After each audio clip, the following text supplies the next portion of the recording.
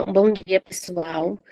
Hoje nós vamos conversar um pouquinho sobre as lesões cervicais não cariosas e técnicas para o recobrimento reticular, né? Como o Thiago já me apresentou, eu me chamo Daniele, eu sou mestre e doutora em periodontia. Então, vou falar um pouquinho da minha formação para vocês. Eu sou graduada pela Universidade de Guarulhos, né, em 2016. Fiz alguns cursos de atualização em cirurgia oral menor, endodontia mecanizada. Fiz o mestrado em odontologia com concentração em pério, né, em 2019. Faço parte da SOBRAP, né, Sociedade Brasileira de Periodontia. Tem também curso de imersão em toxina botulínica, que foi realizado em 2022. E a defesa do meu doutorado vai ser agora em fevereiro, mês que vem. Graças a Deus, depois de 4 anos estudando pesado, aí eu já vou fazer a minha defesa do meu título. E atualmente eu sou professora dos cursos de periodontia e endodontia no Grupo RID. Então, pessoal, um pouquinho do que hoje nós vamos conversar na nossa aula, né? Lesões cervicais não cariosas, os tipos de lesões cervicais não cariosas, que são erosão, abifração, abrasão, hipersensibilidade dentinária, restaurações das lesões cervicais não cariosas, e as lesões cervicais não cariosas associadas às recessões gengivais, anatomia das recessões e das lesões, recobrimento radicular e os biomateriais que também podem ser usados como enxertos, né, para essas cirurgias mucogengivais.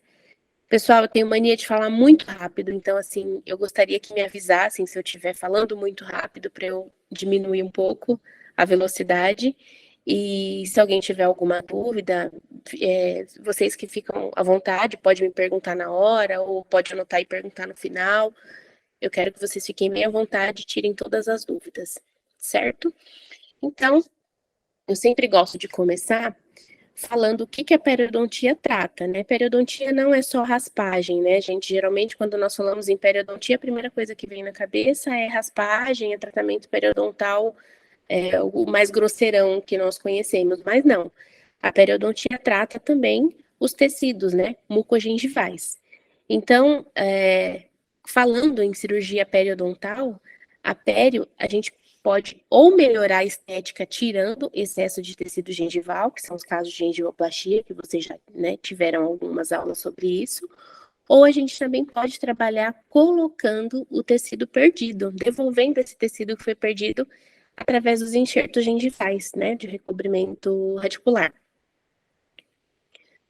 E aí, pessoal, eu sempre também gosto de falar que antes da gente tratar, a gente precisa saber identificar o que é saúde e o que é doença. Então, num tecido sadio, a gente sempre tem que prestar atenção no aspecto gengival, como que está a cor dessa gengiva, ela está uma rosa opaca ou ela está uma vermelha brilhante, né? Então, a gengiva, quando ela está vermelha, brilhante, é um sinal de uma gengiva doente. Ela está edemaciada ou ela está normal, ela está sadia. Então, são os sinais que a gente tem que prestar atenção. Sangra com facilidade, sangra quando escova, tudo isso nós devemos colocar em consideração antes de realizar qualquer procedimento cirúrgico. Uma vez que eu vou fazer um tipo de cirurgia num tecido que não está saudável, como esse aqui da imagem, a gente não tem referência se a margem gengival ela realmente está aí nessa posição, ou será que depois de um tratamento periodontal, essa gengiva vai retrair um pouquinho, né? Porque às vezes ela está nessa condição porque ela está edemaciada. Uma vez que você remove todo esse cálculo, todo esse biofilme, a presença dessas bactérias fazem o tecido ficar dessa forma. Uma vez que nós removemos essas bactérias, os tecidos vão se adaptando melhor, né? Na parte radicular ou coronária do dente, e aí é onde a gente vai saber se o dente tem retração ou esse dente não tem retração, certo? E uma vez que a gente trata um paciente como esse aqui da imagem, que era um paciente que tinha periodontite, bastante perda óssea, a gente já consegue ver que ele não tem papila, né, que ele perdeu o osso interproximal. Então, uma vez que a gente trata esse paciente, geralmente vai aumentar um pouco dessa retração, porque os tecidos vão ficar de uma forma mais saudável, né? Então, eles vão se adaptar ao estado normal deles. E aí, a gente passa de um periodonto doente para um periodonto sadio, só que com perda óssea. Isso pode acontecer, certo? E é importante a gente saber identificar. É uma perda óssea que ele ainda tem doença ativa, mas é uma perda óssea que ele já foi tratado, né? E aí ele já está curado da doença, mas ainda ficou os resquícios, né? A perda óssea que foi causada pela doença periodontal. Então, o que são as lesões cervicais não cariosas? As lesões cervicais não cariosas, elas representam perda da estrutura dental na região cervical, próximo à junção cemento-esmalte, não associado à doença cárie e à presença de biofilme bacteriano. Então, pessoal, essa definição realmente já mostra o que é essa doença. Não precisa ter, não é uma doença que ela não precisa ter bactéria presente, ela não precisa ter cárie em si. Acontece pelo desgaste do esmalte e às vezes desgaste até da dentina, né? E aqui uma imagem ilustrando como que são essas lesões. Então a gente consegue perceber que os incisivos centrais estão ok, só que os laterais, o canino, a gente consegue ver a junção cemento-esmalte, só que ele tem lesão cervical não cariosa associado à recessão gengival, certo? E aí, antigamente, nós acreditávamos que as lesões cervicais não cariosas eram presente mais em idosos, na verdade, né? Nem adultos apresentavam muito essas lesões cervicais. Só que hoje em dia isso mudou, né? Antes era de 5% a 85%, né? Era uma escada, né? Subindo sempre a porcentagem maior para os idosos, né? Hoje em dia, não. Hoje em dia, a gente consegue perceber bastante. Acredito que cada um aqui no consultório vê, né? Adultos jovens que nós falamos, a partir de 20 anos, a gente já consegue ver que tem paciente que pelo menos uma lesão cervical não cariosa ele já tem na boca, certo? Antigamente era por conta do desgaste natural dos dentes, então quando ficava velhinho, lá 80 anos, a gente sempre presenciava bastante dessas lesões, mas hoje isso mudou bastante. Então, nós chamamos isso de envelhecimento precoce dental. Esse desgaste patológico acontece por um desgaste patológico e a procura geralmente é por conta da hipersensibilidade. Então, esses adultos jovens, eles chegam no consultório, geralmente não é nem pela estética, um caso ou outro é pela estética, mas é por conta da hipersensibilidade. Eles sofrem muito por conta da sensibilidade. Mas por que que os idosos não falavam de sensibilidade, né? Porque nós sabemos que conforme o tempo vai passando, nessa idade mais velhinho, a gente já não tem a cavidade pulpar, não tem uma polpa tão, como se diz a palavra? A gente não tem uma polpa tão grande como uma jovem, né? Uma pessoa jovem. Ela tem uma polpa muito mais evidente do que uma pessoa mais velha. Então, geralmente, os idosos, eles nem se queixavam de sensibilidade, um caso ou outro que tinha. O canal já está bem atrésico, então isso nem causa mais dor. Então, hoje em dia, a gente tem que buscar tratamentos, porque a procura está maior, e é como eu falei, começa a prestar atenção nos pacientes, a partir dos 20 anos, você vai achar pelo menos uma lesão cervical não cariosa. Mas por que será que esses pacientes estão apresentando tanta lesão cervical cariosa, né? É o momento da gente prestar atenção, né, na anamnese desse paciente. Ele precisa tomar alguma medicação para dormir? Ele é um paciente muito ansioso? Então, isso a gente já começa a ter noção do que ele está causando, né? Por que ele está com presença de lesão cervical não cariosa? E aí, assim, qual é o fator etiológico? O que está causando isso? Através da anamnese a gente vai conseguir. Que conduta que eu vou seguir uma vez que eu descobri o que esse paciente tem? Eu faço cirurgia, eu faço restauração, eu aplico dessensibilizador, eu restauro, o que eu faço? E aí, a partir daqui, que a gente começa a tomar alguns rumos do que temos que fazer para tratar essas lesões nesses pacientes. Então, basicamente, as lesões cervicais não cariosas, elas são compostas por erosão ou biocorrosão, abfração ou tensão, ou abrasão e fricção. Então, a gente consegue ver, gente, que aqui na erosão, o paciente, ele tem perda, né, do esmalte, e a gente já consegue ver o amarelinho da dentina, tá? Ah, professora, mas a erosão, ela só acontece na oclusal? Não, ela acontece por vestibular, por lingual também, certo? Só que a característica da erosão é assim, a gente percebe que é uma lesão ondulada, né? É uma focinha mesmo que forma nas cavidades, tanto cervical, tanto lingual ou por oclusal. A bifração ou tensão, a gente geralmente vê essa lesão em formato de cunha, né? Mas por que que causa essa lesão dessa forma?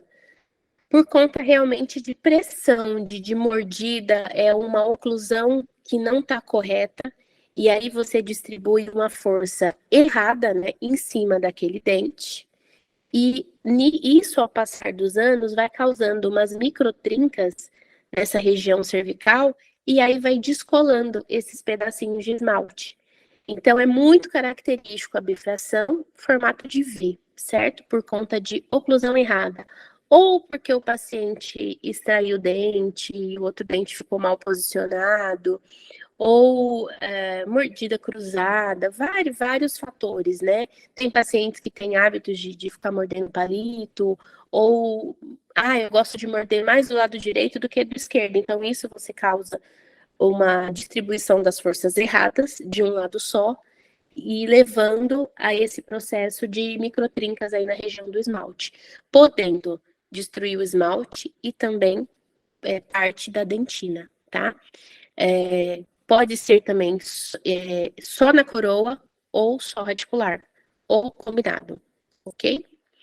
E temos também a abrasão ou fricção. A abrasão geralmente é aquela lesão que a gente fala que é do paciente escovar. Ah, você escova com escovador e muito forte. Como que eu sei que é uma abrasão e que é uma bifração, logo que elas são lesões um pouco parecidas, né? A abrasão, gente, geralmente, se o paciente está tendo hábitos como escovar o dente com muita força, escova com cerdas duras, a gente vai perceber praticamente em todos os dentes, ou pelo menos um lado. O hemiarco superior direito, sei lá, do central até o molar, está com esse mesmo desgaste. Fica um desgaste bem liso, bem brilhoso. Então, a gente percebe que é. Agora, a bifração, ela tá mais localizada. Geralmente, ela pega, assim, eu particularmente, no consultório, pego mais em região de pré-molar. Então, os dois prés, um lateral, é mais localizada, porque é o local que você morde ali com mais frequência e distribui uma força errada, certo? Vamos lá. Então, aqui a gente demonstra como que acontece a erosão. Então, a erosão ou biocorrosão, ela acontece através da ingestão de ácidos, né? Esses ácidos, eles, como se fosse o ataque ácido que nós usamos no consultório para fazer uma restauração.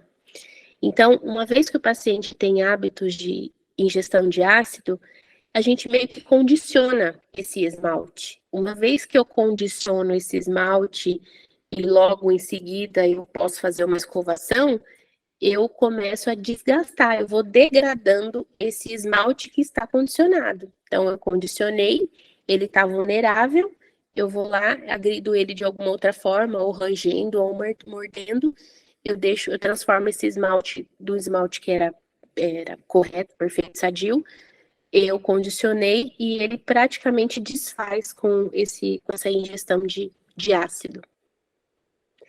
A bifração, então aqui a gente, né, tem casos em que extraiu o dente, automaticamente o dente adjacente mesializou, a gente tem trauma oclusal, né, mordida totalmente errada, que leva, né, a presença dessa força na região cervical e começa a aparecer essas lesões pela remoção aí desse esmalte, né, que pode ser considerado coronário ou essa dentina radicular.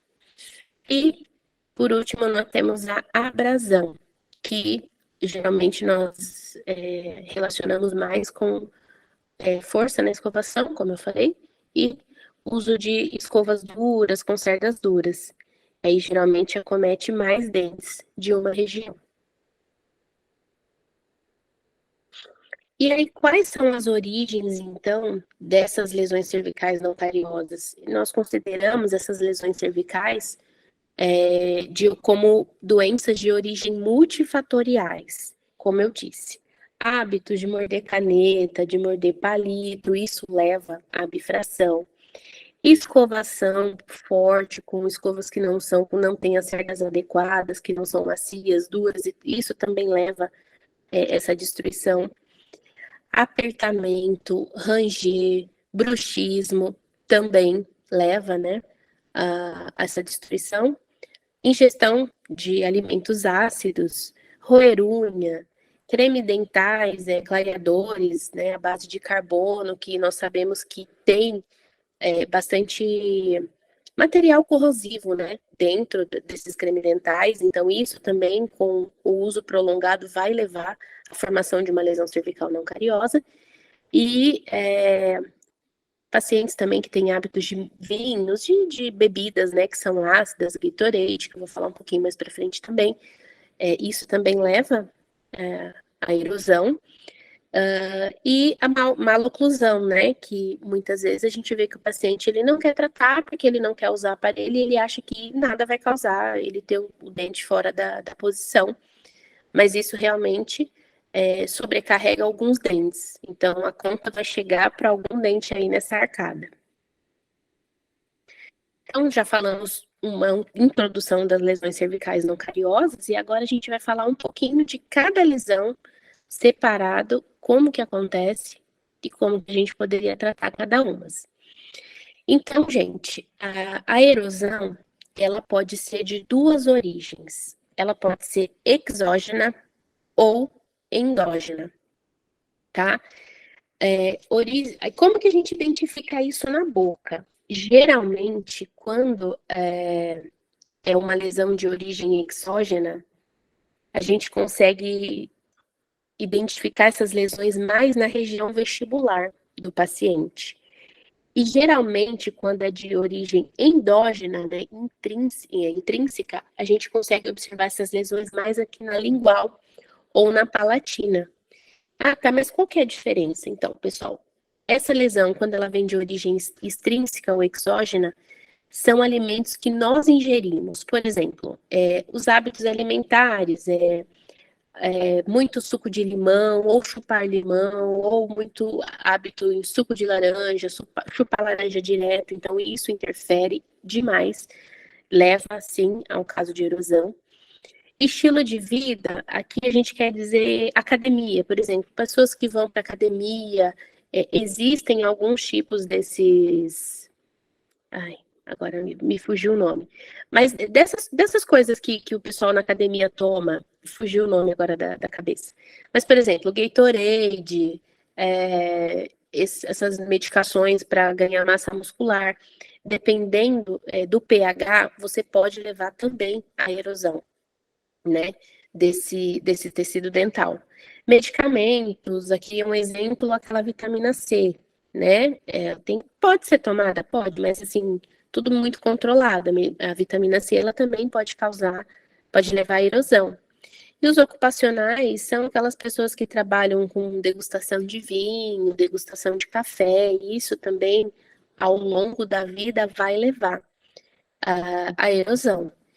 E geralmente a intrínseca ou a endógena, gente, são ácidos que o nosso corpo produz. É diferente do que a gente está tomando, é o que a gente já tem. Por exemplo, paciente que tem alguma doença gástrica, refluxo, aquele ácido, né, do suco gástrico, uma vez que ele volta, ele pode levar bastante erosão, na verdade até mais forte do que a que nós ingerimos, né? Distúrbios alimentares, paciente com hábitos de vomitar, né? Então, aqui falando um pouco da endógena, né? Então, pacientes que têm refluxo, gastrite, regurgitação, volta todo esse ácido do suco gástrico e aí causa essas erosões. paciente que tem hábito de bulimia, né, de vomitar, come, depois vomita, para conseguir eliminar o que ela comeu. Então, ela faz muito mal. E isso é muito presente, se vocês conseguirem observar no consultório, esse tipo de erosão interna, né, mais em região palatina ou lingual, conversa com o paciente que ele vai soltar alguma coisa, certo? Principalmente mulheres que têm esse hábito de algumas de bulimia. Então, gente, aqui eu coloquei para a gente só saber como que é o pH desse ácido. Então, o ácido do refluxo, ele é considerado, ele é um ácido clorídrico. E ele tem um pH de 1,5. Então, assim, ele é altamente destrutível para os nossos dentes, certo? Qualquer ácido com pH que seja menor do que 5,5, ele já causa dano no esmalte. Então, se um ácido de 5,4 ele já causa dano ao esmalte, imagine um ácido de 1,5. Ele causa um mal muito maior. Então, né, pessoal, da questão de erosão, uma vez que a erosão está na parte vestibular, a gente já entende que é alimentos que nós ingerimos, e uma vez que essa erosão está na palatina ou lingual, é interna, então são ácidos do nosso corpo. E aí, um detalhe muito importante, quando nós falamos de erosão com origem extrínseca, a gente precisa saber qual que é o momento ideal da escovação, certo? Por exemplo, acabei de tomar um refrigerante ou um Gatorade, e agora eu vou escovar meu dente. É como eu falei lá atrás, gente, a partir do momento que você ingeriu um ácido, você condicionou o seu dente. Se você for lá em cima, no momento assim que você acabou de tomar, você vai escovar, você condicionou com um ácido a superfície do seu dente, o esmalte, e agora você vai esfregar e você vai remover partículas ali do seu esmalte. Então, aqui mostra o pH, né, do refrigerante, é 2,5. Do Gatorade, que eu falei lá atrás, atletas, pessoas que vão para academia, que tomam muito Gatorade, a gente só imagina que o Gatorade é super saudável, mas ele tem um pH totalmente ruim para os nossos dentes. Ingestão de vinho demais, o pH do vinho 3,1 a 3,6. E aí, o limão tem um pH de 2,17. Então, são muito ácidos. O ideal aqui, ingeriu algum ácido, nunca vai escovar na hora. Espera um tempo, né? Porque a saliva, ela tem um efeito modulador, né? O ideal, depois que você ingeriu algum ácido, é esperar de 30 a 40 minutos para que a saliva tenha esse efeito tampão. Como a saliva ela tem um pH de 6,9, ela vai entrar ali naquele momento, vai remover, vai proteger aquele esmalte, e aí você não tem esse risco de estar dilacerando ali um esmalte que foi condicionado, né? Então, aqui eu coloquei um esqueminha, uma vez que você ingeriu ácido, você levou o seu dente à desmineralização. Se você escovar imediatamente, você vai causar um atrito que vai resultar em uma maior desmineralização. E ingerir o ácido, se aguardar por 30 minutos, a sua saliva, como ela tem esse efeito modulador, ela vai remineralizar esse esmalte e você não tem tantos riscos aí de causar esse atrito maior e acabar perdendo o esmalte do dente. Em casos que o paciente tem hábitos de, eu só tomo suco de laranja todo dia de manhã, ou eu tomo shot, né? Tem bastante gente que toma esse shot de limão todo dia de manhã. Não precisa parar de tomar, mas a gente pode indicar um canudinho, né? Porque daí ele toma, já vai direto e aí não tem o contato com os dentes, protegendo um pouquinho mais aí esses tecidos. Aí agora a gente vai falar um pouquinho, gente, de abfração. Então, a abfração é perda patológica da estrutura dental causada por forças mecânicas relacionadas a algum tipo de interferência oclusal. Então, como eu disse lá atrás, né? Uma vez que esse dente está mal posicionado, ou o paciente tem hábitos parafuncionais de morder algo, roer unhas, você vai estar uma força que era para ser distribuída em todos os dentes, você está distribuindo em cima de 2 ou 3. E isso tem um resultado, né? Vai levar a essa microtrinca aí na região cervical e a perda do tecido, né? Perda de esmalte. Então, não é só, né? A bifração, ela não vem só de hábitos, né? Então, ela vem realmente de uma exodontia que você fez, os dentes mesializaram, aconteceu várias mudanças na arcada dental por conta de uma extração, e aí o paciente acaba tendo uma oclusão errada e leva a força distribuída de uma forma muito forte em alguns dentes. O bruxismo também, o bruxismo esse ato além de desgastar realmente a coroa do dente, a gente também leva a defeitos cervicais, né, a bifração, por conta dessa mordida. Roer unha, morder caneta, tudo isso vai resultar na bifração. E qual que é o tratamento para esses casos, né, de bruxismo, apertamento? A gente pode tratar, né, com a placa de bruxismo, a placa miorrelaxante. Tem dentistas, né, tem colegas que gostam muito daquela placa, que ela é como se fosse acetato, né, aquela placa de acetato. Ela também é boa, só que alguns estudos sugerem que o ideal é fazer realmente com a placa acrílica totalmente dura. Porque se o paciente tem hábito de morder, às vezes, dependendo do material, se você coloca um material que ele tem um pouquinho mais, assim, seja um pouquinho mais macio, você pode estimular o paciente a ranger mais. Então, o ideal é que seja uma placa totalmente acrílica para realmente, quando ele for tentar ranger, ele desprogramar a musculatura e que não seja realmente uma coisa confortável, né? Porque se for essas plaquinhas molinhas que parecem um silicone, ao invés de você estar ajudando, você está fazendo agravar mais ainda, porque o paciente ele pega hábito de ficar mordendo porque tá molinho e tá legal, tá? O tratamento com a placa mil relaxante é muito importante, porque não tem como a gente fazer o tratamento da bifração e não tratar ali a lesão em si na região cervical e não colocar uma placa, porque o objetivo é você tratar, o paciente ele tem que realmente esquecer, a musculatura dele tem que tirar esse hábito de ficar rangendo, e a placa é o que vai ajudar, tá? Uma vez que eu fiz restauração, ou que eu fiz recobrimento reticular, mas eu não coloquei uma placa que é para ajudar a diminuir esse bruxismo, eu não vou ter sucesso, a restauração vai cair e a recessão vai voltar, ok? E aí, a gente vai para a abrasão agora, que é um outro tipo de lesão cervical não cariosa. Então, a abrasão, gente, ela acontece pela perda do substrato induzido por contato repetido de um corpo estranho na superfície dental.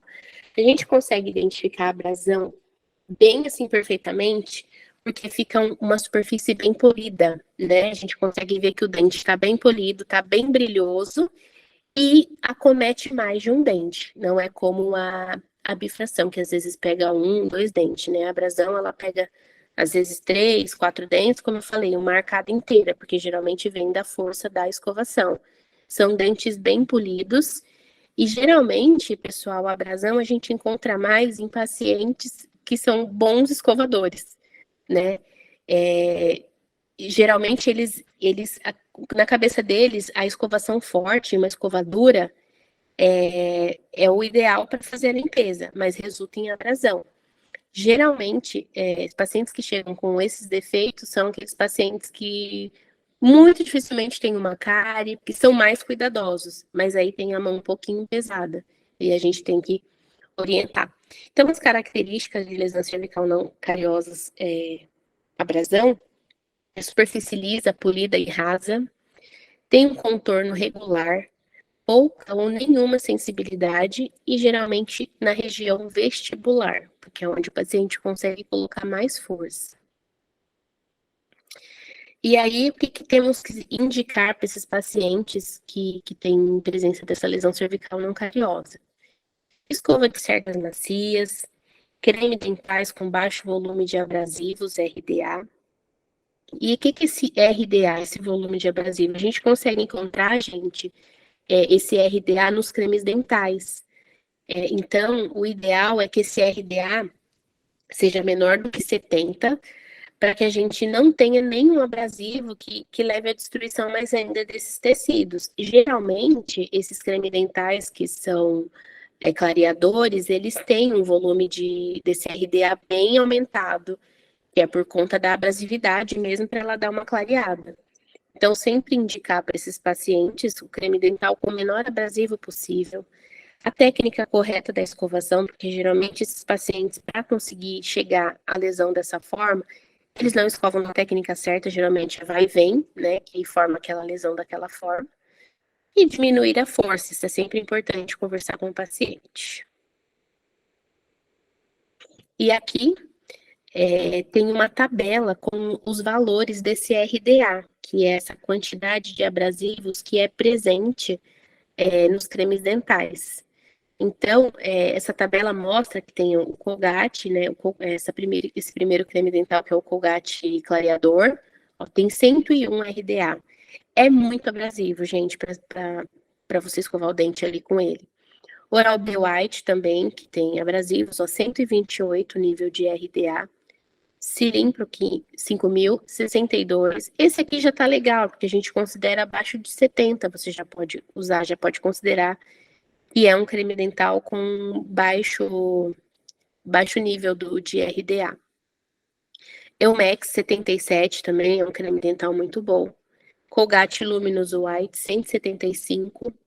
Colgate Total 12 de 68 a 70. Colgate Total 12 aqui eu acredito que seja o melhor, porque ele está dentro certinho do que a literatura preconiza.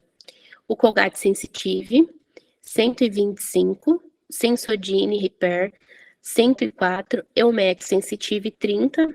Eu acredito aqui que para sensibilidade Eumex está bem melhor, porque uma vez que você tem sensibilidade por conta de uma lesão, se você usar um creme dental, por exemplo, o Colgate Sensitive, nós sabemos que ele é muito bom, mas ele tem um abrasivo de 125. Então, usando ao longo do tempo, isso daí pode acabar destruindo muito mais aí essa lesão, aumentar muito mais. E aí a Sensodyne Extra Fresh tem 104 valor de RDA. Então é muito importante a gente prestar atenção nisso, começar a orientar esses pacientes quanto a esse volume de RDA, de 70 para baixo, é o que a literatura preconiza, para que a gente não cause uma abrasão nesses dentes. E aí, gente, aqui, visto histologicamente, né, essas lesões. Então, o que a literatura fala pra gente? Dificilmente a gente vai ter uma lesão cervical cariosa só. Geralmente é uma que agrega a outra que leva ao resultado de uma lesão cervical.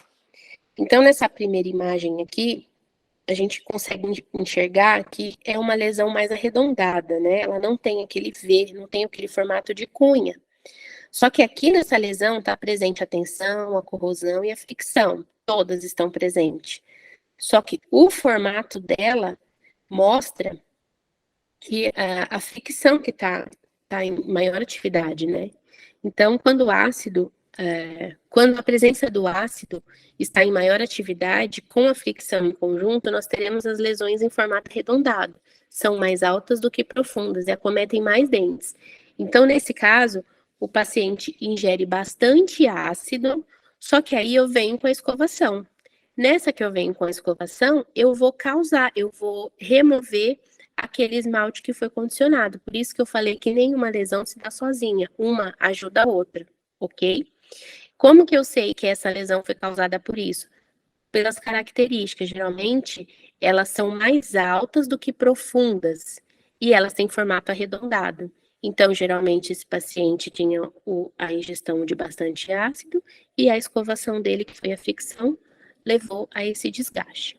Já que desse outro lado, a gente tem um desgaste em formato de V. né, são defeitos que eles são mais profundos do que alto, né? Então, quando há uma maior presença da tensão de fricção, nós teremos lesões isoladas de 2 a 3 dentes, lesão em formato de V, com ângulo e mais profunda do que alta, tá? Então, nesse caso, a gente consegue ver uma lesão que ela é realmente por conta de força, de oclusão errada. Levou ao desgaste e teve esse formato aqui de cunha. Como que eu consigo identificar? Por conta desses detalhes. É uma lesão mais funda do que alta, e geralmente ela está isolada. Ela não está, por exemplo, em meio arco, ela está em 1 ou 2 dentes ali daquela região. Terminando de falar sobre essas lesões cervicais não cariosas, a gente vai falar um pouquinho sobre a hipersensibilidade dentinária. Então, a hipersensibilidade acontece devido aos túbulos ficarem expostos, e aí fazem com que qualquer estímulo mecânico, térmico ou osmótico resulte no movimento do fluido, que leva à ativação das fibras nervosas e dor. Eles aparecem imediatamente após a remoção do estímulo. Ah, professora, mas como que acontece isso? Então, uma vez, pessoal, que o paciente ele tem lesão cervical não cariosa, ele expôs uma parte da radicular, da raiz, que era para estar coberta, certo? Então, se tivesse coberto, o paciente não teria nenhum estímulo. A partir do momento que aquilo ali foi aberto, né, ele recebe todos os estímulos. Então, tudo que a gente vai ingerir, doce, salgado, gelado, quente, bateu aqui nessa região dos túbulos, a informação vai diretamente lá para as fibras nervosas. E ela avisa lá o nervo, ó, tem alguma coisa errada aqui batendo em mim. E dói muito, tá? Então, existe, né, os tratamentos para que a gente consiga despolarizar essas fibras e fazer a obliteração desses túbulos.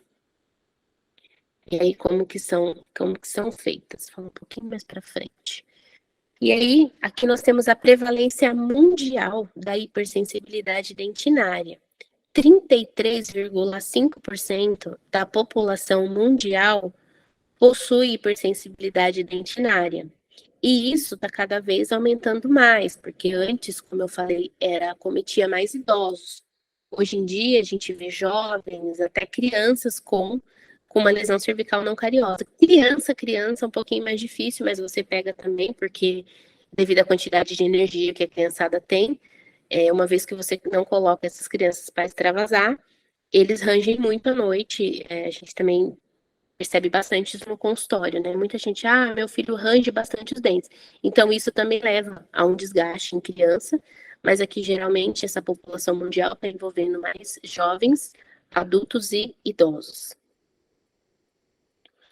E aí, nós temos agentes dessensibilizantes que agem de forma diferente para conseguir combater a sensibilidade. A gente tem os agentes que fazem a ação neural e os obliteradores.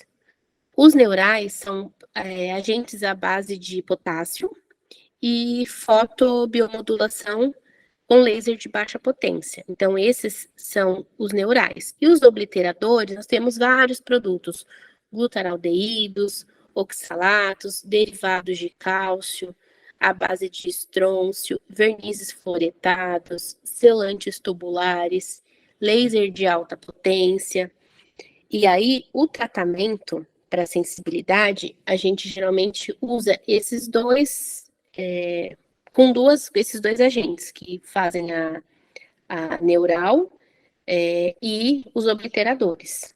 Então, uma das opções que nós temos de ação neural, à base do nitrato de potássio, a gente tem da marca Angelus, PHS, FGM, Ultraes da Ultradent. Esse Ultraes da Ultradent, ele é bem... E o Dessensibilize também da FGM, são dois materiais que são de bem fácil acesso, assim, pra gente. E geralmente uso bastante no consultório e o resultado é bem legal. E o oxalato de potássio, 5%, e o BM4. São as opções que nós temos de ação neural. E aí eu coloquei aqui a imagem do Dessensibilize, que geralmente é o que mais eu uso, né, da FGM ou da Ultradent. E os obliteradores. Obliteradores nós temos de várias marcas também. Da 3M, da SDI, BM4, da Cuser, geralmente nós da FGM também. Eu coloquei aqui o Gluma, né, da Cuser, que é o mais utilizado também nos consultórios e que tem bastante resultado. Tá, mas qual que é a diferença do neural e qual que é a diferença do obliterador? O neural, pessoal, ele vai atuar fazendo a despolarização das fibras nervosas. Então, ele vai entrar ali nos túbulos dentinários e vai fazer essa sensação de dor do paciente diminuir, porque ele vai despolarizar essa fibra nervosa. E os obliteradores, eles vão ter a função de obliterar, de tampar os túbulos dentinários. Deixa eu mostrar aqui nessa imagem, que acho que vai ficar mais fácil de entender. Então, os obliteradores, eles vão tampar essas cavidades aqui, ó, né? Essas cavidades não, os túbulos dentinários. O objetivo dele é formar um tampão aqui dentro para que esse estímulo não entre e o paciente não sinta sensibilidade. E os neurais, eles vão penetrar dentro aqui dos túbulos e fazer a despolarização dessas fibras nervosas, certo? Uma vez que você ingere alguma coisa e sente dor, é por conta dessa movimentação que tem aqui dentro. E uma vez que eu aplico um material de ação neural, isso vai diminuir, que aí automaticamente vai diminuir a sensibilidade. E aí a gente tem alguns protocolos de como tratar essas hipersensibilidades nos pacientes. É um paciente que ele não tem tempo de ficar voltando no consultório, tem que ser uma coisa rápida. A gente pode aplicar em uma sessão, primeiro, o agente de ação neural, que é o Ultra, aqui eu coloquei o Ultraes, mas também pode ser qualquer um outro que você tiver, né, daquelas marcas que eu passei. Então, você aplica uma vez o material que tem ação neural, ele vai durar em torno de 5 minutos, aí você faz a lavagem, e aí, na segunda fase, você vai para o obliterador, que é aquele com o objetivo de tampar lá os túbulos dentinários. Pode usar o Gluma, 30 segundinhos do Gluma, faz a lavagem, e aí depois você vem com o outro obliterador, que é esse Enamelash da Cilimpro XT. Usa ele também, coloca ele como uma terceira aplicação. Isso é em caso de sessão única. O paciente já vai, claro que não vai resolver em uma sessão, mas já vai diminuir bastante essa questão da sensibilidade do paciente. Então, aqui está a ilustração. Primeiro, você faz a aplicação do neural, depois você pode ir optar para os obliteradores e depois você vai com outro obliterador. Mas aí na terceira aplicação a gente já vai para um obliterador à base de verniz, porque meu objetivo é que ele fique mais ali naquela superfície, né? E o paciente fica ali em torno de até durante a noite, como se fosse um uso do verniz fluoretado. Uma vez que você passou ali, você pede para ele não escovar durante o resto do dia para o material ficar ali e tá fazendo um efeito legal, tá? Ah, professora, mas eu não tenho nenhum desses no consultório, só tenho o Gluma. Importante, vai resolver também o Gluma, só que ao invés de você só passar por 30 segundos, você vai aplicar duas camadas. Aplica uma camada, faz lá a movimentação que precisa, né? Que o Gluma, o ideal é você passar como se fosse um esfregaço bem leve, mas por 30 segundos. Depois terminou, viu que ele evaporou, passa de novo outra camada, vai ajudar bastante na sensibilidade. Porém, se conseguir seguir esse protocolo, usando a combinação dos neurais e obliteradores, o resultado é bem eficaz, né? E aí, pessoal, a gente tem a hipersensibilidade quando tratada com um paciente que ele pode voltar mais vezes no consultório, né? Então, aqui, esse é um tratamento de 5 sessões, no intervalo de 48 a 72 horas. Então, esse paciente, ele conseguiu vir mais vezes no consultório, a gente vai fazer um tratamento diferente. Então, aqui é uma tabelinha. Esse paciente, por exemplo, ele tem uma hipersensibilidade dentinária considerada moderada ou severa, dupla aplicação. Então, a gente aplica 2 vezes o material, certo? Então, neural, por exemplo, segunda-feira, laser de baixa potência e depois ultra-S. Na quarta-feira, laser de baixa potência de novo e ultra-S. Na sexta-feira, laser de baixa potência e o gluma. Na segunda-feira, só o gluma e na quarta, o enamelash, ok? É um tratamento mesmo, então o paciente tem que ter bastante paciência que vai resolver. E aí sempre, né, combinando o neural, o uso do neural nos 2 primeiros dias e depois o obliterador, porque uma vez que eu conseguir bloquear essa ação neural, depois eu vou obliterar e o paciente não vai sentir. Por isso que não é legal, às vezes, a gente trabalhar só com o obliterador, porque uma vez que eu só oblitero ali os túbulos dentinários, internamente ele ainda está sensível.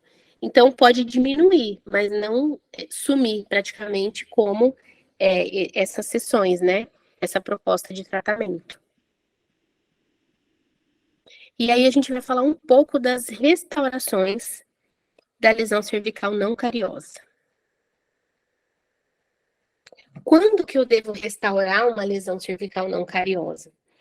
A restauração, através da literatura, ela é preconizada com defeitos acima de 1 milímetro. Então, uma vez que eu vou com a minha sonda periodontal, sondo aqui, esse defeito é maior do que 1 milímetro, o ideal é que eu faça a restauração. Quando esse defeito é menor do que 1 milímetro, só o recobrimento radicular, se o paciente tiver uma recessão gengival, já vai resolver. E se o paciente não tem uma recessão gengival, mas ele tem ali uma lesão cervical não cariosa que é menos do que 1 milímetro? Conversa com o paciente, mas às vezes só uma restauração já vai resolver o caso do paciente, né? E o protocolo do tratamento de hipersensibilidade, caso o paciente tenha sensibilidade.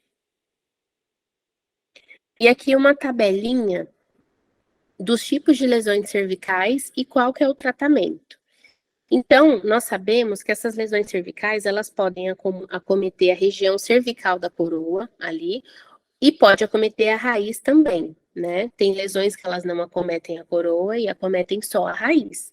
E aí, como que eu faço? Que direção que eu vou seguir uma vez que eu tenho essas lesões? Então, se eu tenho uma lesão que ela está limitada só na coroa, eu faço tratamento restaurador. Eu não tenho recessão, não preciso fazer cirurgia mucogengival, ok? Eu só vou restaurar. Se eu tenho uma lesão que é radicular, eu vou fazer uma cirurgia mucogengival, porque a coroa tá ok, a lesão tá na raiz, a raiz está exposta. Eu não posso, porque essa raiz exposta vai me causar sensibilidade. Então, eu faço uma cirurgia para voltar a gengiva para a posição que era para ela estar.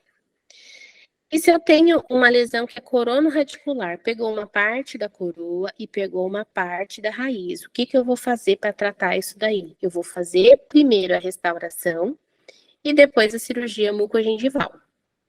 Então, gente, com isso fica claro que a coroa ela deve ser restaurada e a raiz deve ser recoberta, tá? Uma vez que eu tenho uma lesão só na coroa, eu devo restaurar. E aí, entre os desafios dessas restaurações de lesão cervical não cariosa, já aconteceu, acredito que com todo mundo, de você fazer essas restaurações caem. Eu tive uma fase que, nossa senhora, o que mais acontecia era soltar a restauração, assim que eu me formei. Fazia classe 5, soltava, fazia classe 5, soltava. Meu Deus, o problema tá comigo, não é possível. Então, gente, o que a gente tem que pensar nessa hora? Se esse paciente, ele conseguiu, com a mordida dele, que não estava correta, destruir o dente dele, que Deus que fez, imagina uma restauração que é um material, certo? Então, assim, existem os desafios e é onde a gente tem que prestar atenção. Se eu não tirar o fator etiológico que está causando isso, não adianta eu restaurar, porque vai soltar. Então, geralmente, essas cavidades, elas não são retentivas, elas têm, às vezes, presença de dentina esclerótica, né, esclerosada. Então, aquelas dentinas são extremamente lisas, dificultando mesmo a adesão do material ali naquela região. Tem alta taxa de falha por descolamento, por conta de secreção ali de saliva na região, molhamento, é mais difícil mesmo. por conta da mordida do paciente, porque se ele tem uma lesão cervical não cariosa, provavelmente é por conta de erosão ou abfração, algo do tipo. Então, por exemplo, se for uma lesão de abfração que você restaurou, mas você não indicou uma placa para ele usar, espera que vai soltar, porque ele vai continuar levando aquele dente ainda a maior força. Então, uma hora essa restauração vai soltar, normal acontecer. 50% da área disponível para adesão em dentina. Grande quantidade de dentina esclerótica, como eu falei ali em cima. Isolamento do campo operatório, precisa usar o isolamento. Eu vou falar um pouquinho mais para frente. Elevado acúmulo de tensão na região cervical e, consequentemente, na interface adesiva, que eu já tinha falado também. Tensão de contração residual, polimento do material restaurador. É difícil o polimento nessa região, que você pode lacerar, né, a machucar a gengiva também na região. E o ideal é que quando faz essas restaurações, que a gente não deixe degrau, né, que ela cabe no zero. E recidiva das lesões cervicais ao redor do material restaurador. Então, todos esses são os desafios que nós temos quando vamos restaurar uma lesão cervical não cariosa. E aqui, pessoal, é um estudo onde eles avaliaram a diferença entre o isolamento relativo e o isolamento absoluto para as restaurações classe 5. E aí eles concluíram que tanto o uso do isolamento relativo quanto o uso do isolamento absoluto, os dois, eles tiveram bastante eficiência. O ideal aqui se você não tiver um auxiliar para ficar o tempo todo de olho, é o isolamento absoluto. Mas se você tem alguém para te ajudar, você pode fazer o relativo, uma vez que sempre tem alguém para te auxiliar, para você não deixar aquela cavidade umedecer, porque já é uma região de difícil adesão. Se você deixar entrar algum tipo de saliva, vai, né, estragar aí o procedimento, vai complicar o nosso procedimento. E aí, quando nós falamos em restaurar uma lesão cervical não cariosa, vem as técnicas, né? Como que eu vou fazer? Só simplesmente pegar a resina e colocar e deixar esse degrau aqui, ó, da forma com que ele tá?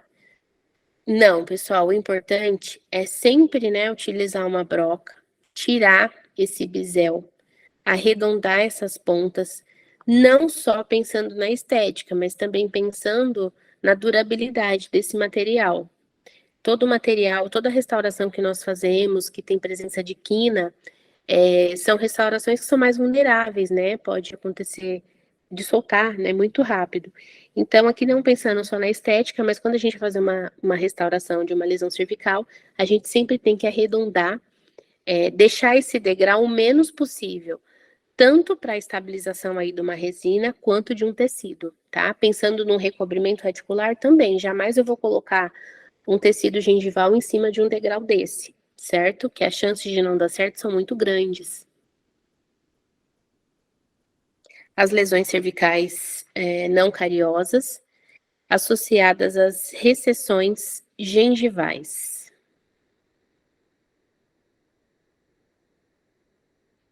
E aí, lá em cima, né, até agora a gente estava falando das lesões cervicais não cariosas, só que essas lesões, gente, elas podem ser só lesões cervicais ali, como que eu falo, localizadas somente ali em região cervical e não acometer gengiva. E nós temos as lesões cervicais que acometem, né, os tecidos periodontais, que são associadas às recessões. Na maioria das vezes são, mas é importante falar porque também tem casos que não, o paciente tem a lesão cervical, mas ele não tem presença de recessão e os tecidos gengivais estão ok. Então, essas recessões gengivais, ela é definida como uma migração, né, da margem gengival em direção ao ápice, né, região apical, a junção cemento-esmalte, com exposição concomitante da superfície radicular na cavidade oral. Então, a gente consegue perceber aqui a junção cemento-esmalte e a localização do tecido bem apicalmente à junção, ok? E aqui presença de lesão cervical não cariosa, um degrau. Falando um pouco das prevalências das recessões gengivais. Então, o Hatzky, ele, através de pesquisa, de estudos, ele fez um estudo, né, em questão de prevalência, e aí ele viu que 62% da população de adultos, né, e jovens entre 16 e 25 anos possuíam uma recessão associada à lesão cervical não cariosa. E 100% de indivíduo adultos de 46 a 86 anos. Então, é como eu falei, a prevalência ainda é maior nos idosos, mas os jovens e adultos também estão com a prevalência bem alta, né, em torno de 62%. Depois, Serino et al., através de um estudo também, ele identificou que 90% da população, em torno de 30 anos, já apresentavam pelo menos uma recessão gengival. E depois, Susan et al., eles avaliaram uma população brasileira, né, que apresentavam recessão gengival. E aí as porcentagens foram: 83% da população apresentava lesões maior ou igual a 1 milímetro. 51,6% da população brasileira apresentavam lesões cervicais, recessões maior ou igual a 3 milímetros, e 22% da população apresentavam recessões maior ou igual a 5 milímetros. Então, aqui falando só da população brasileira, né? E depois, Seong e colaboradores, através também de uma pesquisa, eles identificaram na população britânica que pessoas entre 18 a 35 anos de idade, 100% dessa população apresentava pelo menos uma recessão gengival. Então, nós sabemos que tanto mundial como olhando só o nosso país, que é o Brasil, a gente tem uma prevalência muito grande de recessões associadas às lesões cervicais não cariosas. E uma vez que eu falo de recessão, eu preciso saber por que acontece, né? Quais são os fatores etiológicos da recessão gengival. Então, traumatismo oclusal também faz parte, né, da recessão gengival, ele também é associado à lesão cervical não cariosa, mas ele também é um fator etiológico das recessões gengivais. A nossa gengiva, ela é um tecido extremamente delicado, e uma vez que eu vou escovar com força, a gengiva, ela se sente agredida, e o que ela faz? Ela retrai, tá? Ah, eu tenho um dente que eu mordo só daquele lado. O trauma oclusal pode também levar a uma reabsorção óssea. Uma vez que você tem uma reabsorção óssea, você também vai ter uma recessão gengival, né? A gente da pele, a gente fala que a gengiva é o tapete do osso. Uma vez que você teve reabsorção óssea, você vai ter uma reabsorção também do tecido gengival que ele acompanha. Então, o traumatismo oclusal, ele também leva a uma recessão gengival.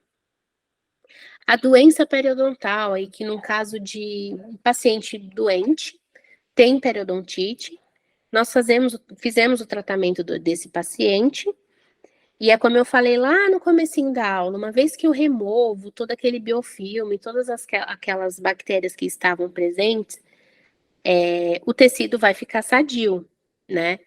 Então, ele vai acabar retraindo um pouco. Nossa, mas retraiu porque você tratou a periodontite? Não. Retratou porque ele tinha presença de doença. Ela retraiu porque ele tinha presença de doença. Então, a doença periodontal, a presença do tártaro já fez com que a gengiva se retraísse. Uma vez que eu fiz a remoção, fiz a limpezinha, ela vai parar na posição que ela tinha que ficar. Então, a doença periodontal, na verdade, causa bastante recessão gengival. Em casos de pacientes que usam aparelho ortodôntico, geralmente nas arcadas inferiores na região do 33 ao 43, geralmente a gente vê bastante presença de placa e retração, por conta do cálculo ali, ele está tomando conta literalmente do espaço da gengiva e a gengiva vai retraindo. É bem comum isso no consultório. Então, extração de dentes adjacentes, quando extraímos um dente, e aí o dente mesializa ou distaliza, ele sai da posição normal dele, né, o dente adjacente, e a gente acaba expondo um pouquinho da raiz da retração gengival, recessão gengival. Próteses mal adaptadas. Aqui nós falamos um pouquinho de, por exemplo, uma coroa metalocerâmica ou um Emex, aonde alguns casos invade o espaço biológico, né? O espaço biológico também é muito importante ser respeitado, aquele limite de 3 milímetros, né, da margem gengival até o fundo do sulco tem que ser respeitado. Uma vez que eu cimentei uma coroa e eu invadi o espaço biológico, uma resposta do nosso corpo frente a essa agressão vai ser a recessão gengival. Hábitos nocivos, morder unha, palitar os dentes, principalmente palitar os dentes, é como eu falei, a gengiva, ela é muito difícil da gente conseguir devolver, mas ela é muito fácil da gente conseguir causar uma recessão. Qualquer hábito que você tenha, que você cutuque ali sem querer a gengiva, ela já se sente agredida e aí ela vai acontecer essa recessão gengival. E a invasão do espaço biológico, como eu falei ali atrás, né, ou por prótese mal adaptada, essas facetas que tem bastante gente que faz agora, vários casos eu vejo que espaço biológico não existe, deixam degrau, então acumula alimento ali naquela região, a gengiva fica extremamente inflamada e com certeza vai resultar em uma recessão gengival. E uma movimentação ortodôntica fora dos limites ósseos. Eu não consegui encontrar uma imagem para colocar para vocês, mas, por exemplo, às vezes tem casos que eu pego, por exemplo, o dente 31 e o paciente vem para fazer uma cirurgia de recobrimento radicular, mas você vê que foi a movimentação ortodôntica, que às vezes ela, não sei, eu não posso falar da orto, porque eu não faço orto, mas às vezes, eu não sei se é uma força ou a posição que foi colado o bracket de alguma forma diferente, que levou aquela parte da raiz para fora da arcada. E aí, isso também resulta numa recessão gengival, a raiz fica inteira fora, né? Se você passar o dedo na região da mucosa alveolar, você sente que aquela raiz ela tá para fora em relação aos outros dentes. Então, dá para tratar com o recobrimento reticular, mas é uma recessão gengival bem difícil, principalmente quando acomete os inferiores, que a gente tem tecidos muito mais delicados, um fenótipo fino, e aí isso dificulta um pouquinho para gente trabalhar. Resumindo, os fatores etiológicos, né, da recessão gengival, a gente também pode considerar como multifatoriais, porque são vários, né? Traumatismo aqui da escova dentária, que eu já falei, paciente escova forte, e isso vai resultar na recessão gengival. Então, nós temos os fatores predisponentes da recessão gengival, que é o fenótipo periodontal, interfere bastante também, eu vou falar um pouquinho de fenótipo mais para frente. Deiscência ou fenestração óssea também leva à recessão gengival. Má posição dentária. Ausência de tecido queratinizado. Vestíbulo raso. E atração de freios e bridas. Então, aqui são fatores predisponentes.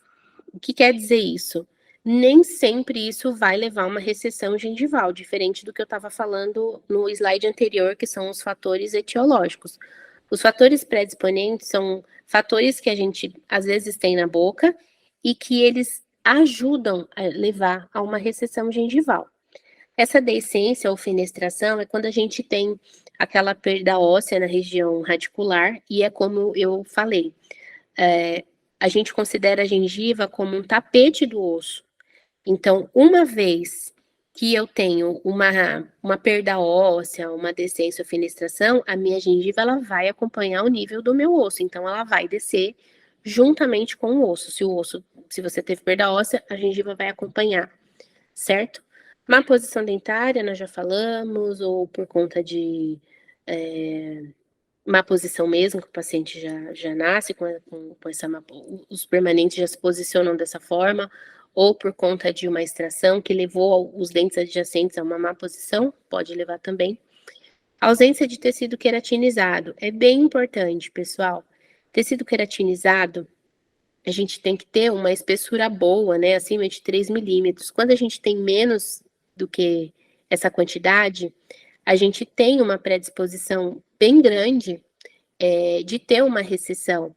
Então, às vezes, um desses hábitos que eu falei lá atrás, se você tem uma faixa pequena de tecido queratinizado, te leva rapidamente a uma recessão gengival. Um vestíbulo raso, geralmente a gente pega bastante, né, eu pego bastante em região dos inferiores, vestíbulo raso, que também leva a recessão gengival. Tração de freios híbridas, muito importante também. Grande parte dos recobrimentos em regiões inferiores, geralmente é o freio labial inferior e que causa a recessão. Maioria dos casos. Ele fica bem aderido ao dente mesmo. Tem casos que tem presença de 2 freios no mesmo dente. E aí a força, né, do freio é muito grande e leva à recessão gengival. E o fenótipo periodontal, que nós vamos falar agora no próximo slide, que é o tipo, né? Que tipo de gengiva, que tipo que esse paciente tem de fenótipo de tecido, de osso. Bom, pessoal, então, o fenótipo periodontal, quando a gente fala em fenótipo, a gente só pensa em gengiva, né? Se levanta lá o lábio do paciente, passa o dedo na gengiva e fala, o seu fenótipo é espesso. Ah, não, o seu fenótipo é fino. Mas, gente, fenótipo não é só gengiva. Fenótipo é um conjunto de tecidos, né, que a gente tem que avaliar. Então, o fenótipo ele é composto pela largura da faixa de tecido queratinizado, que eu coloquei essa ilustração, né? O que é um tecido queratinizado? Ó, a junção da gengiva livre mais a gengiva inserida. Aqui em cima a gente já tem a mucosa alveolar. Então, isso aqui é muito importante, como eu falei lá atrás, os fatores predisponentes. Se o paciente ele tem uma faixa mais fina de tecido queratinizado, qualquer hábito nocivo, qualquer hábito de morder caneta, morder unha, ele leva a uma recessão aqui muito mais rápido, por isso que é um fator predisponente. Então, os 3 parâmetros que formam o fenótipo são esses, né? O tecido queratinizado, a espessura gengival e a espessura óssea, e não só gengiva. E aí, nós dividimos o fenótipo periodontal em dois grupos. O fenótipo periodontal, ele é composto pelo fenótipo gengival e pelo morfotipo ósseo. O fenótipo gengival, ele é composto pela largura da faixa do tecido queratinizado e a espessura gengival. A largura da faixa do tecido queratinizado é o que eu mostrei aqui no slide anterior, e a espessura gengival a gente mede com a sonda periodontal para ver quanto de espessura que essa gengiva tem. Então, é largura e espessura da gengiva, forma o fenótipo gengival. E o morfotipo ósseo é a espessura que eu tenho de osso. Tá, professora, mas ok.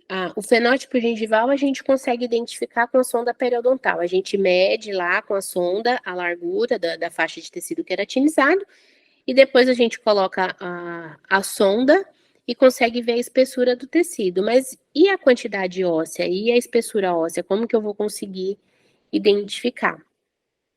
A espessura óssea a gente consegue ver através de tomografia computadorizada. Vou passar um pouquinho aqui, já está um pouquinho mais para frente.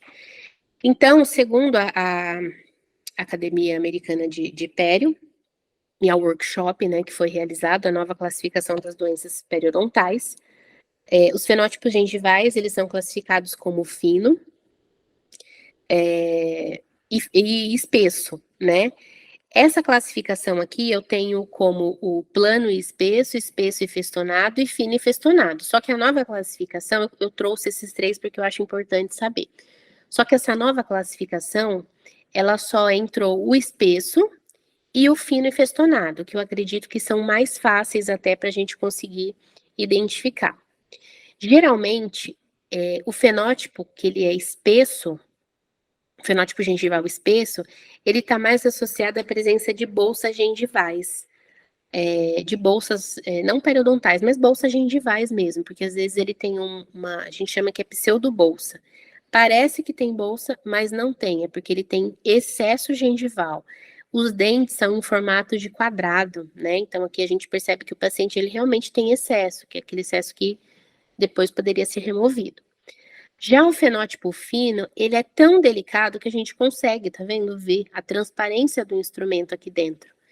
Esse fenótipo fino, ele é um fenótipo que ele está muito mais vulnerável a recessões gengivais, tá? A deiscência e fenestração óssea também. Até trauma durante a escovação num tecido que ele é fino é muito mais fácil de acontecer, porque ele é bem delicado. Então, às vezes, uma escovação forte você já começa a causar uma recessão. Então, resumindo, a nova classificação, ela só entra o fino e festonado e o plano e espesso. Como que eu vou diferenciar os dois? O fino, geralmente, o dente é mais triangular, e você percebe a finura, né, da gengiva pela translucidez. E o espesso, geralmente, o dente tem formato quadrado, e você percebe uma gengiva bem grossa, bem bojuda. Se você sondar com a sonda periodontal, você vai sentir que tem uma bolsa, tá? Mas nem sempre é bolsa periodontal, nem sempre é doença. Às vezes é pseudobolsa, que é excesso gengival.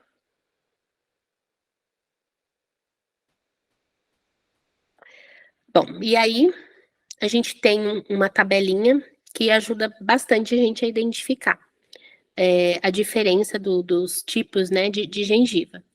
Então, aqui na primeira coluna, que a gente tem o A1, que é o biótipo ou fenótipo, mesma coisa, tá, gente? Aqui antes usava biótipo, agora fenótipo.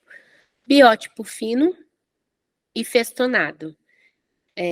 Então, a gente está falando daquela gengiva fina, né, que estava ali na imagem anterior. Então, é uma gengiva fina, a gengiva marginal é festonada, os dentes geralmente são em formato triangulares, ela tem uma pequena faixa de tecido queratinizado e ponto de contato proximal é incisal. O segundo, que é o biótipo espesso e festonado, esse aqui ele saiu da classificação, mas eu coloquei porque é legal ter a diferença deles, né? Ele tem uma gengiva espessa, a gengiva marginal é festonada, tem pequena faixa de tecido queratinizado, e os dentes são delgados, são os dentes mais fininhos. E o biótipo plano e espesso. Então, esse aqui é aquele que eu falei, que a gengiva é bem espessa, que quando só de olhar a gente percebe que o paciente tem excesso gengival. Então, os dentes, eles têm formato quadrado, a gengiva é bem espessa, o ponto de contato é localizado mais apicalmente, e ele tem uma ampla faixa de tecido queratinizado. É um tecido muito mais difícil de a gente ter uma recessão e mais fácil da gente ter uma presença de bolsa. E aqui tem essas imagens das sondas periodontais que foram criadas pela Rufrid. Essas sondas, elas foram feitas para a gente conseguir identificar o tipo de fenótipo do paciente. Aí, então, como que funciona? Vem esses três tipos, né? Aqui tem essa esquinha preta, que é a número 1, a verde, que é a 2, e a azul, que é a 3. Então, como que eu vou identificar o fenótipo? Eu começo sempre pela primeira sonda, que é a sonda número 1. Coloco lá minha sonda lá no fundo do sulco. Consegui ver ela aqui por transparência na primeira imagem? Cadê meu? Aqui. Consegui ver ela aqui por transparência na primeira imagem? Não. Então, ela não é um fenótipo tipo 1. Então, vamos mudar. Vamos colocar a sonda verde. Coloquei a sonda verde, ela apareceu por translucidez, eu tenho um fenótipo tipo 2, tá? Não apareceu o verde aqui, eu vou mudar, vou para a terceira. Apareceu aqui na terceira, eu tenho um fenótipo tipo 3. É dessa forma com que faz a visualização dos tipos de fenótipo. Quando foi criada essas sondas da Rufrid, na nossa classificação, a gente tinha esses três tipos de fenótipo. Hoje, a gente só tem esses dois tipos de fenótipo Então, não é necessário usar as 3, né, na verdade, porque agora a gente só tem os 2 tipos de fenótipo. Então, você pode optar ou pela número 1, ou a 2, ou a 1, e a 3 teve transparência, você vai ter o fenótipo fino. Não teve transparência, o fenótipo espesso. Eu acredito que seja bem mais fácil identificar. Então, dessa forma que eu falei, a gente identifica o tipo de fenótipo. Mas e a espessura óssea? A gente consegue através de tomografia computadorizada. O que é muito importante no momento de pedir uma tomografia computadorizada? Não é em todos os casos que a gente vai pedir. Até porque tem muitos pacientes que não. Quando você começa a pedir muito exame, não quer fazer. O ideal é pedir sempre que você puder. Mas às vezes a gente consegue, né? Pelo exame clínico, a gente já consegue visualizar. Agora, quando você examinou o paciente, você está na dúvida, será que esse tecido grosso é gengiva ou será que é osso? Aí o importante é pedir a tomografia computadorizada, tá? O importante do pedido da tomografia é sempre que ela seja pedida com afastamento labial. Uma vez que o paciente faz a tomografia, mas não tem afastamento, a gente não consegue enxergar essa espessura óssea, porque o lábio toma conta aqui da região e a gente não consegue identificar, fica uma imagem bem bagunçada. Então, sempre pedir com afastador labial, que a gente consegue ver a medida certinha do quanto que você tem de espessura óssea ali naquela região. Então, aqui, ó, nessas 2 imagens, ele me mostrou quanto que eu tenho da crista óssea até a minha junção cemento-esmalte de espaço, né? Então, eu tenho 2,08 milímetros de espaço. E quanto que eu tenho de espessura de osso vestibular? Eu tenho 1,26. Então, é muito importante esses exames no momento da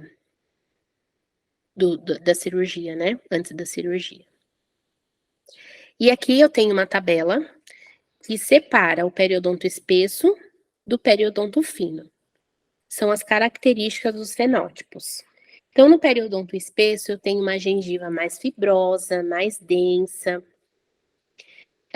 No periodonto fino, eu tenho uma gengiva mais delicada e friável, né? Difícil manipulação, muito fácil de lacerar no momento de uma cirurgia. E aí, no espesso, eu tenho uma larga faixa de tecido queratinizado. No periodonto fino, eu tenho uma estreita faixa de tecido queratinizado. No espesso, eu tenho uma arquitetura óssea bem espessa. No fino, arquitetura óssea fina, delgada, com presença de decência e fenestrações, pode acontecer. No espesso, eu tenho um tecido mais resistente a injúrias, como eu falei lá atrás, presença de bolsa, excesso gengival. No fino, o tecido é mais suscetível a injúrias.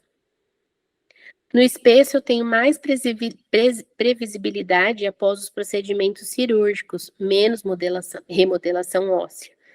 No fino, eu tenho menos previsibilidade após o procedimento cirúrgico e mais remodelação óssea. Olha que ponto negativo para a gente, né?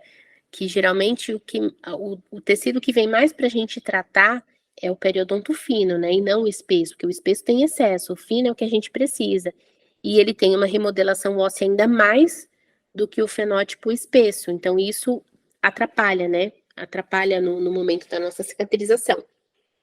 Menos tendência a recessões gengivais no espesso e no fino mais tendência a recessões gengivais quando submetido a traumatismo cirúrgico, restaurador ou mecânico. No espesso, a gente tem uma maior tendência à formação de bolsas. No fino, a gente pode apresentar uma coloração acinzentada ou do pilar através da mucosa. Isso acontece bastante em periodonto fino. É também um tipo de cirurgia que eu faço bastante para ganhar espessura ao redor dos implantes. Porque até já vi casos que no começo fica legal, só que com o passar do tempo, por conta da cicatrização, o periodonto ele é tão fino que ele forma transparência e você consegue ver o pilar certinho. Fica aquele dente com a cervical toda acinzentada. Então é muito importante mudar esse fenótipo, né? Principalmente nessas áreas estéticas para implante Quanto maior, aqui é bom pecar pelo excesso, quanto mais tecido você puder deixar, para você deixar mais harmônico, e futuramente vai ter uma reabsorção por conta da cicatrização, você não vai perder tanto e vai ficar legal, entendeu? Não vai ficar essa transparência, é muito importante. E o fenótipo espesso, a gente tem uma maior estabilidade de margem gengival, quanto no periodonto fino, a gente tem uma menor estabilidade da margem gengival. Então, essas são as comparações, que a gente percebe que o fino não é nada favorável para a área estética, nem periodontal, quanto para áreas de implante também.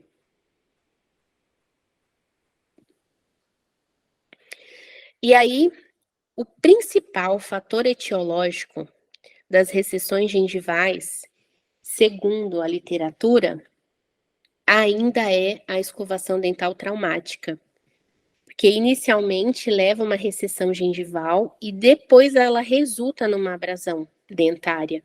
Então, é um tipo de hábito que leva a dois tipos, né, de lesões combinadas. Além de você retrair a gengiva, você leva também a uma abrasão. E esse é um estudo do professor Leandro Chambroni, aonde ele investigou o que poderia acontecer com uma recessão caso ela não fosse tratada. E daí eles perceberam que essas recessões gengivais na região vestibular de pacientes com higiene oral satisfatória, elas são mais propensas à progressão, de 78% dos defeitos, aumentando o defeito gengival ao longo do tempo. Ou seja, ele fez ele buscou, né, foi uma revisão sistemática, ele buscou vários artigos, e aí eles chegaram nessa conclusão.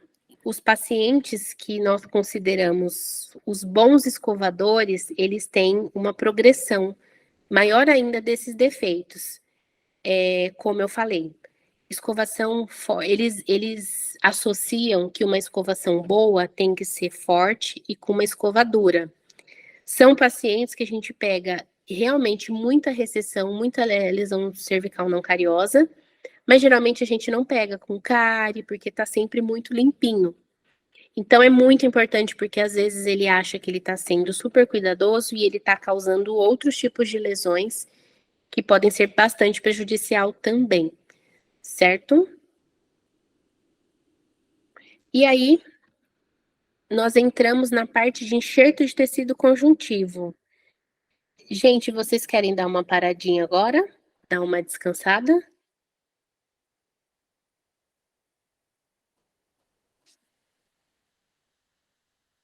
Todo mundo ouvindo?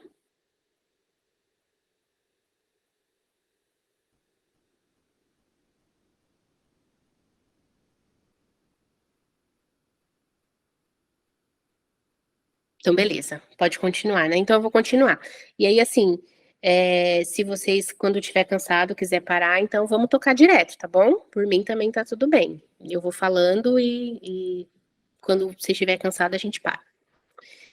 E aí, quando nós falamos de recessão gengival, nós sabemos que existe um enxerto de tecido conjuntivo.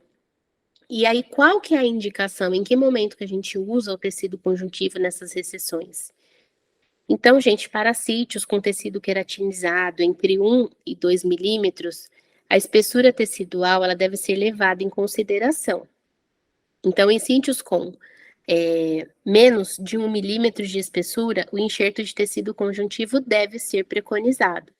Uma vez que a espessura tecidual ela está relacionada com os resultados de cobertura radicular. Em sítios com espessura tecidual maior que 1 milímetro, enxerto não é necessário.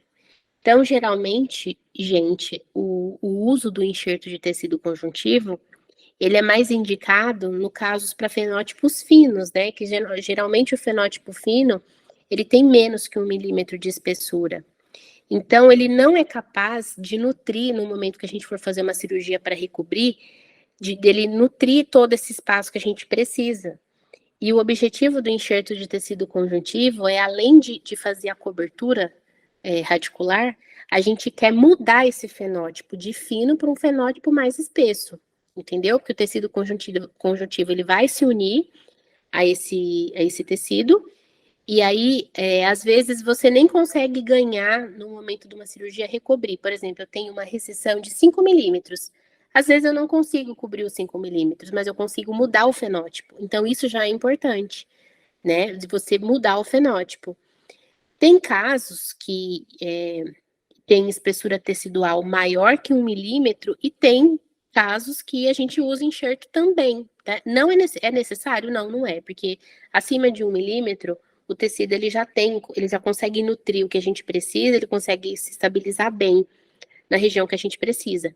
Então não é necessário, mas é aquilo, se você puder pecar pelo excesso é melhor, né? Já teve um caso que eu fiz de recobrimento que o tecido ele não precisava de enxerto, mas eu coloquei porque eu tinha na cabeça, eu vou colocar, vou colocar. Tem que colocar porque vai ficar melhor. Coloquei e no final ficou bom, cobriu todo o defeito, só que a paciente não gostou porque ficou uma gengiva espessa naquela região, entendeu? E aí depois eu fiz um peeling gengival e consegui melhorar a espessura do tecido. Mas geralmente a gente vai usar mesmo enxerto quando a gente estiver mexendo com fenótipo fino, com espessura fina, né? Menor que 1 milímetro. E aí existe a região que a gente tem que pegar esse tecido conjuntivo, né? Com segurança, porque essa região a gente passa artéria, passa algumas terminações, então a gente tem que pegar de uma forma. Pode passar. A gente tem que pegar de uma forma que a gente não pegue nenhuma artéria e a gente tem que respeitar um espaço de 2 milímetros da margem gengival até a região que a gente vai pegar. Então, aqui vocês conseguem ver, ó, pelo esse traçadinho pontilhado, é a margem que a gente tem que manter o respeito. A gente não pode pegar aqui. Mas por que eu não posso pegar aqui? Porque você tirando, você fazendo uma incisão aqui nessa região, aí você vai causar uma recessão por palatina, não é o que a gente quer. Então, eu quero deixar minhas papilas íntegras aqui, não quero mexer aqui, e o meu tecido eu posso pegar em toda essa região aqui, ó. Mais ou menos do meio do segundo molar até mais ou menos o canino, você pode estender e pegar. E aqui é a distância, né, de segurança também, ó. Na região aqui do molar, a gente tem até 10,9 milímetros de segurança. Eu não posso vir mais para cá, porque aqui é onde está passando as minhas estruturas importantes. E aqui eu não quero pegar. Então, na região do primeiro molar, 8,7 milímetros. Na região de pré, 9,7, depois 7,6 e depois 5 milímetros. Aqui eu posso pegar com segurança, que eu sei que nada vai acontecer. Ok? Então, essa ilustração, esse esquema foi proposto por Tavelli, né, que respeita essa distância de 2 milímetros, com os dentes em posição normal. Bom, e aí, quando nós falamos da restauração, né, antes de eu partir para o meu recobrimento radicular, agora eu já sei em que casos que eu posso usar o tecido conjuntivo, quando que ele é indicado, quando que ele não é indicado, a região que eu posso pegar o tecido conjuntivo de segurança. Então, eu já estou preparando o campo para operar, tá? Mas aí, se essa lesão cervical não cariosa precisar restaurar, com o que eu vou restaurar, né? Então, a restauração, ela deve ser realizada antes do procedimento cirúrgico, de forma a facilitar a execução da restauração em um ambiente com controle de umidade, possibilitando o acabamento e polimento sem interferência do tecido gengival. Então, diferentes materiais foram sugeridos para um protocolo restaurador de lesões cervicais não cariosas, como cimento de ionômero de vidro, ionômero de vidro modificado por resina composta e as resinas compostas. Dentre esses materiais que já foram utilizados para fazer restaurações das lesões cervicais não cariosas, a resina composta, ela é o material que se apresentou mais eficaz, assim, depois de alguns acompanhamentos de anos, né? Por quê? O ionômero de vidro ou ionômero de vidro modificado por resina, eles são muito bons, até pela questão da hipersensibilidade dentinária, que ele também ajuda bastante, pela presença do flúor, né, que o ionômero de vidro possui. Só que, Com estudos longitudinais acompanharam que mesmo que foi feita a restauração e o recobrimento, mesmo que a gente não teve nenhuma recidiva na questão do recobrimento, a coloração das restaurações que foram feitas à base do ionúmero de vidro, elas tiveram uma coloração bem prejudicada. Então, assim, você fez um tratamento, ele deu certo, só que a questão da cor que modificou deu bastante resultado bem insatisfatório para os pacientes por conta da coloração. Já a resina composta não tem esse problema, né? Já foram feitos alguns estudos que tiveram acompanhamento da resina composta, e a resina composta não sofre essa alteração de cor. E a estabilidade também é muito boa em relação ao tecido, né? Fica depositado sobre tanto como o ionômero ou a resina composta, não teve nenhuma rejeição em nenhum dos casos. Então, são materiais que são bons. A parte negativa é realmente a coloração que o ionômero de vidro ele dá depois de um tempo. E aí, quando que eu restauro? Quando que eu vou recobrir, né? Então, a dentística restauradora, ela tem um papel fundamental na reconstrução dos tecidos coronários, e a periodontia tem um papel igualmente fundamental no reposicionamento da margem gengival. Então, o objetivo da gente restaurar um dente antes da cirurgia é confeccionar um perfil de emergência adequado e uma ideal posição ápico-coronal. Então, o que a literatura fala para a gente? O ideal é que o mesmo profissional que for fazer o recobrimento faça a restauração, para ele começar a pegar esses macetes em relação ao perfil de emergência, entendeu? Olha, eu quero que o meu tecido ele fique localizado aqui nessa região, então eu vou colocar minha resina até aqui, o meu polimento vai ser feito dessa forma, para que seja feito, o mesmo profissional faça os dois tipos de procedimento, até para também não ter depois algum tipo de insatisfação, e às vezes você associa que foi um erro da restauração, foi um erro da dentística, não, foi um erro da periodontia, foi uma falha, né? Não erro, foi uma falha da pério, foi uma falha da dentística. Então, o ideal é que a mesma pessoa faça esses dois procedimentos. Então, aqui a gente consegue ver essas lesões na região dos laterais e caninos, e aqui já foi recoberta, certo? E restaurada. E falando em lesões cervicais não cariosas e as recessões, nós temos 3 situações que envolvem as recessões e as lesões cervicais não cariosas. A gente tem a lesão cervical não cariosa sem acometimento periodontal. Pode ver que aqui, ó, passa uma linha, onde a margem do molar está localizada igualmente aqui, quer dizer, a margem dos prés estão localizadas perfeitamente na mesma região. Então, a gente não teve acometimento periodontal. Nas quais existem perda de esmalte cervical e exposição de dentina radicular. Geralmente são lesões que causam muita sensibilidade e incômodo. Então, nesses casos, a gente não teve essa perda de tecido gengival, mas a gente teve uma leve perda aí de esmalte, onde leva o paciente a ter muita sensibilidade. Às vezes, clinicamente, quase imperceptível a gente enxergar algum tipo dessas lesões. Então, existe esse tipo de lesão, que a gente não tem o acometimento do tecido. E qual que é o tratamento nesse caso? Somente a restauração.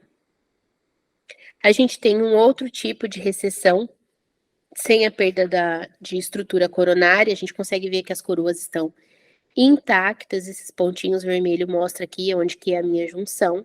Só que a gente teve dentina exposta, né, na região radicular. Então, qual que é o tratamento nesse caso? O recobrimento radicular. Não vou fazer restauração porque eu não tive perda de tecido dental, né? Não tive perda do esmalte, só tive aí uma perda de dentina. Raiz exposta. Como que eu resolvo raiz exposta? Cobrindo com gengiva. A gente tem esse outro tipo de defeito. É um defeito que a gente chama de defeito combinado, aonde a gente tem perda coronária, né? Um pouquinho da região cervical.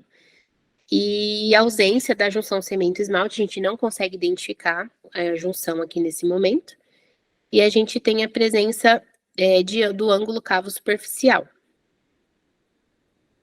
Então, nesse caso, como eu perdi um pouco de tecido, eu tive uma lesão cervical não cariosa associada com uma recessão, eu preciso fazer o tratamento da dentística até a junção cemento-esmalte e depois fazer o tratamento da pério, que é a cirurgia mucogengival para cobrir essa raiz.